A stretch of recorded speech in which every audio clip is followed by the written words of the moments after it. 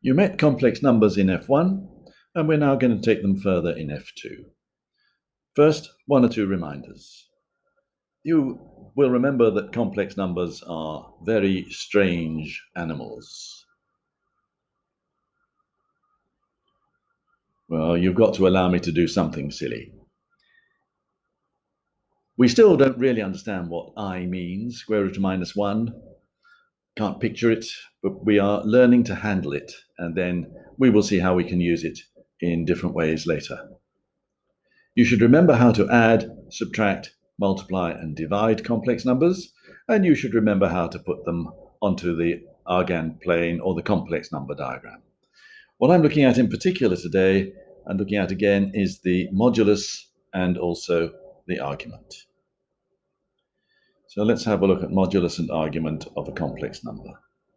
If I have some complex number z, a plus bi, the modulus is quite simply the distance from the origin O to z, the length of OZ, the length of R. If this is a plus bi, that's of length a, that's of length b, modulus is Pythagoras root a squared plus b squared. And it really doesn't matter which quadrant you're in, because if you have minus 3 and you square it, you get plus 3 squared. So that will work for any point on the plane.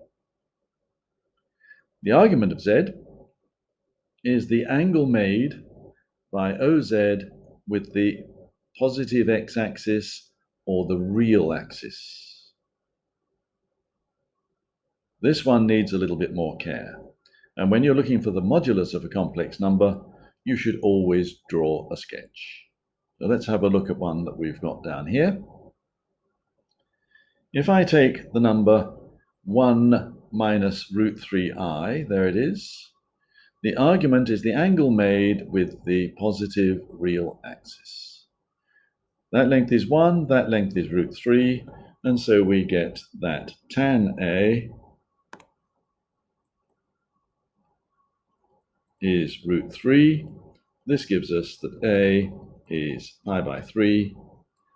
The argument we give between minus pi and pi, so the argument of z is minus pi by 3.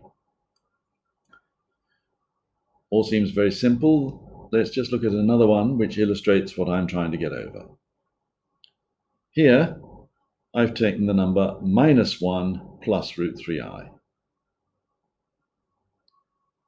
Minus 1 plus root 3i, the argument is the angle made with the positive real axis.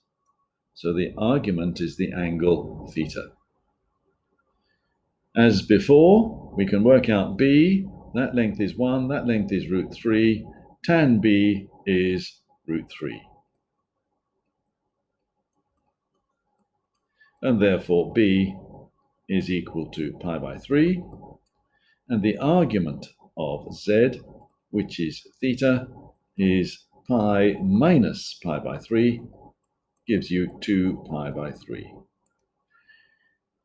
Notice that these two have different arguments, although they've got the same numbers. Let's see what I mean by that by looking a bit further down. You should not learn that arg of a plus bi is arc tan b over a. This is not true. It'll be true sometimes, but not always. In both of the above examples, z1 is 1 minus root 3i and z2 is minus 1 plus root 3i. In both of those examples, arc tan b over a is minus root 3, b over a is minus root 3. They both have the same value of arc tan, which is minus pi by 3.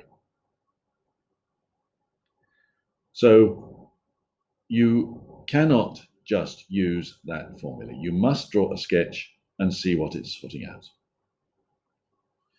Okay, you're now in a position to look at the next video and find out what happens with Euler's relation.